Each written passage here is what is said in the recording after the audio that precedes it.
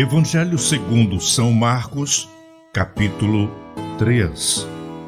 A cura de um que tinha uma das mãos mirrada. E outra vez entrou na sinagoga, e estava ali um homem que tinha uma das mãos mirrada.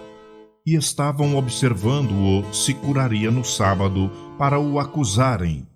E disse ao homem que tinha a mão mirrada: Levanta-te e vem para o meio. E perguntou-lhes: É lícito no sábado fazer bem ou fazer mal, salvar a vida ou matar? E eles calaram-se. E olhando para eles em redor com indignação, condoendo-se da dureza de seu coração, disse ao homem: Estende a tua mão. E ele a estendeu, e foi-lhe restituída a sua mão, sã como a outra. E tendo saído os fariseus, tomaram logo conselho com os herodianos contra ele, procurando ver como o matariam. E retirou-se Jesus com os seus discípulos para o mar, e seguia-o uma grande multidão da Galiléia e da Judéia, e de Jerusalém, e da Idumeia, e da além do Jordão, e de perto de Tiro e de Sidom. Uma grande multidão, que ouvindo quão grandes coisas fazia, vinha ter com ele.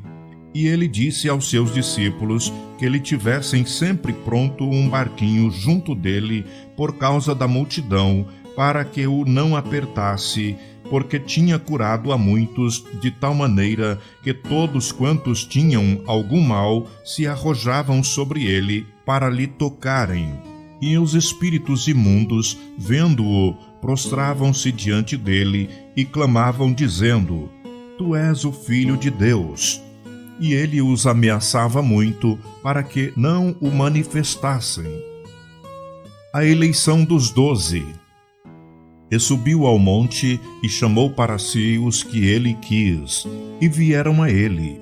E nomeou 12 para que estivessem com ele, e os mandasse a pregar, e para que tivessem o poder de curar as enfermidades e expulsar os demônios: Simão, a quem pôs o nome de Pedro, Tiago, filho de Zebedeu, e João, irmão de Tiago, aos quais pôs o nome de Boanerges, que significa filhos do trovão, André e Filipe e Bartolomeu e Mateus e Tomé e Tiago, filho de Alfeu, e Tadeu e Simão, o cananeu, e Judas Iscariotes, o que o entregou.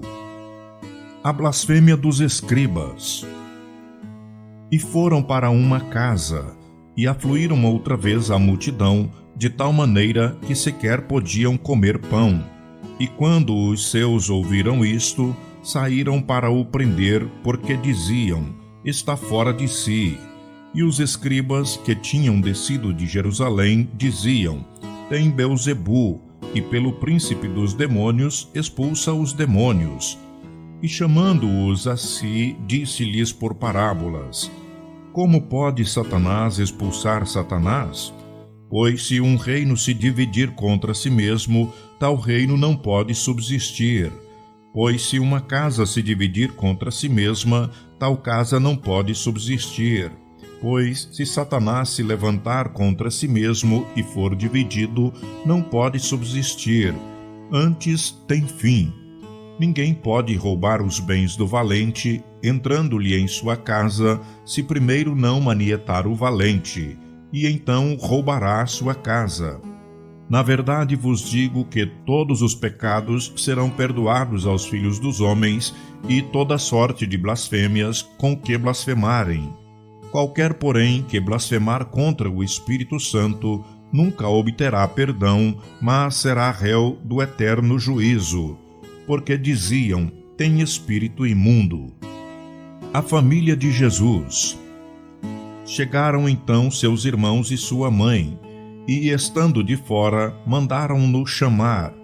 E a multidão estava assentada ao redor dele, e disseram-lhe: Eis que tua mãe e teus irmãos te procuram, e estão lá fora. E ele lhes respondeu, dizendo: Quem é minha mãe e meus irmãos? E olhando em redor para os que estavam assentados junto dele, disse: Eis aqui minha mãe e meus irmãos.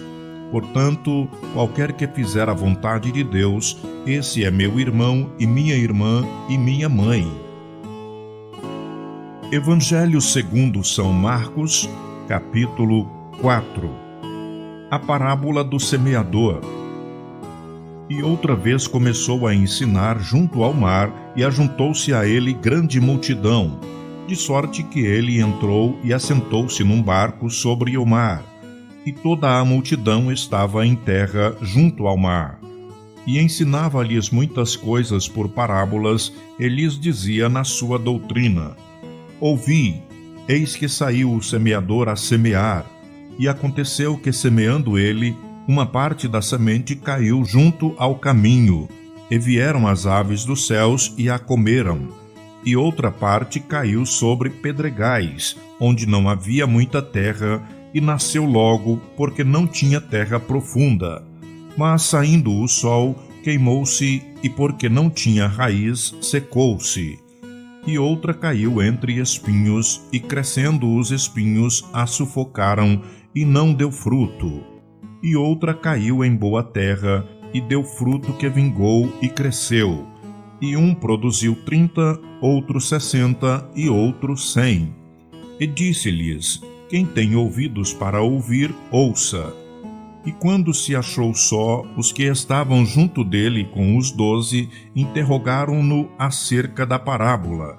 E ele disse-lhes: A vós vos é dado saber os mistérios do reino de Deus, mas aos que estão de fora, todas estas coisas se dizem por parábolas, para que, vendo, vejam e não percebam, e, ouvindo, ouçam e não entendam, para que se não convertam e lhes sejam perdoados os pecados.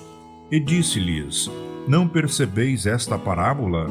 Como, pois, entendereis todas as parábolas?